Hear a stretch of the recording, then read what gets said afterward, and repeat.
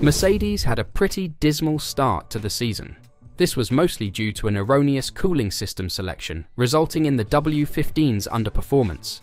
And more bad news for the Mercedes F1 team, as they are still trying to solve the unanswered mystery of overheating, leaving them pretty vulnerable for the second race of the season, as it will be raced at higher temperatures.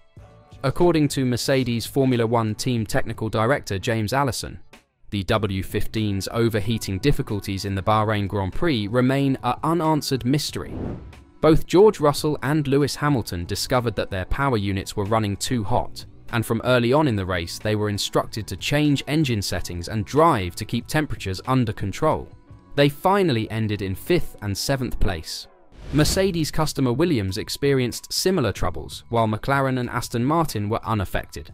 Teams alter their cooling capacity based on projected race day ambient temperatures, and Allison confesses that Mercedes is still trying to figure out what went wrong at Bahrain. "Well, that was actually the biggest unanswered mystery from the weekend," he said. "We were substantially hotter in the race than we expected to be. It's always something of a gamble choosing your cooling level for a given race weekend, because you're having to take a bet on free practice running what the weather is going to be like on a Sunday. And normally you're also making a few corrections for different power levels and other things that can vary between the race and when you're doing your practices.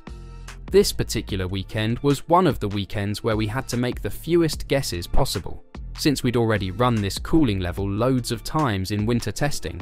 And we'd already run these power levels in winter testing as well as free practice." Allison claims that despite correctly calculating the ambient temperature, the crew ran into complications. "The temperature that we got on race day was incredibly close to what we predicted it would be," he said, "and therefore we had all of the circumstances to make an accurate prediction for where the PU temperatures would be. The fact that we got it wrong by more than 1 or 2 degrees is extremely unusual and quite punishing, because once the cars are above the limit that the engine guys will guarantee the engine to, we just have to back off the car." Allison stated that once this occurs, it is difficult to sustain performance, and tyres are also harmed. "We have to back off the throttle at the end of the straights. We have to turn down some of the modes of the engine just to make them survive," he said. "And that just robs you of lap time, it robs you of tyre temperature, and it just ruins your race effectively. So it isn't solved yet. It's one of the things that we got a program of work this week in the factory to try to understand of the very small number of things that could possibly have changed between free practice and race. What was it that gave rise to that unexpected temperature increase? And it will be a considerable relief when we pin that down and make sure it doesn't then happen to us again at any point this year." Mercedes trackside technical director Andrew Chauvelin said that the driver's lap time loss was severe and claimed that Russell would have remained in 4th place without the issue. "In terms of the amount, it's quite sizable and at its very biggest, close to around 3/10, Chauvelin added. "But then we were able to manage it effectively in other areas, and particularly with free air, the loss was a bit less than that, but of the order of 1 to 2/10 over the race per lap. Now, where would we have finished without that? Certainly, when George lost the position to Charles Leclerc, that was one of the regions where he was having to do a lot of this management, and that lift and coast that he was doing to cool the power unit also cools the tyres. And he was starting to struggle a bit there with understeer, complaining about the front end. So that's one position that we would have hopefully been able to hold on to." According to Chauvelin, Hamilton would have ended higher in the ranking. "The main issue for Lewis was we didn't qualify as well as we should have done," he said.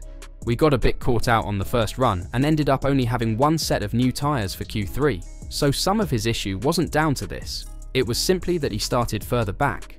But with him, I'm pretty confident would have been ahead of both the McLarens, but probably not further than that. So as well as the cooling issue, there's a bit on tyre performance, balance." Hamilton claimed that such problems developed due to a lack of testing. "We had the heating issues, stuff we didn't see, in the race," he said. "And I think that really comes down to obviously the limited amount of testing that we have. We only have a day and a half really in the car. And back in the day, we used to have a lot of testing. And so you used to get to prove out these things. But now we have such little running. But then it also makes it exciting, because we're learning on the go." This was last weekend. However, the team has worked hard over the previous 2 days to understand the issue. But unfortunately, Mercedes is still unsure whether the problem has been resolved. Only until we actually put the car on the track will we be able to say 100% that the problem is solved, a source close to the team explained. According to Lewis Hamilton, the issue is more than just a matter of choosing the appropriate cooling setting. The issue is also linked to many other areas of the car. This contradicts what George Russell claimed, as the 26-year-old downplayed the difficulties. "It would have been quite simple to open the bodywork a little more," the English driver said. How much did it cost in lap time? Russell stated that it was 4/10, whereas Toto Wolff suggested up to half a second. Meanwhile, Chauvelin spoke of 3/10 at most, which on average became 2 per lap in Russell's race, equating to about 10-12 seconds. The team will have another weekend of understanding. In Bahrain, we absolutely didn't get the most out of the car. The understeer we had, especially with the hard tyre, cost us dearly. And the overheating added another 10-12 seconds to our race, explained James Allison. Our goal is to arrive in Jeddah and then Melbourne with setups that meet the needs of those tracks, with updates that we hope to bring from the factory to increase our chances in some way. I hope we will have the correct level of cooling, an excellent balance between qualifying and the race. This little update for this weekend will be the medium-low load wing. The high-speed track necessitates a different aerodynamic design than the last race in Bahrain, with lower downforce and drag being primary goals. In most cases, the overall DNA of the wing's design is consistent with what the team employed in Bahrain, with a reduction in camber, chord, and angle of attack, proving to be significant changes to balance each team's requirements.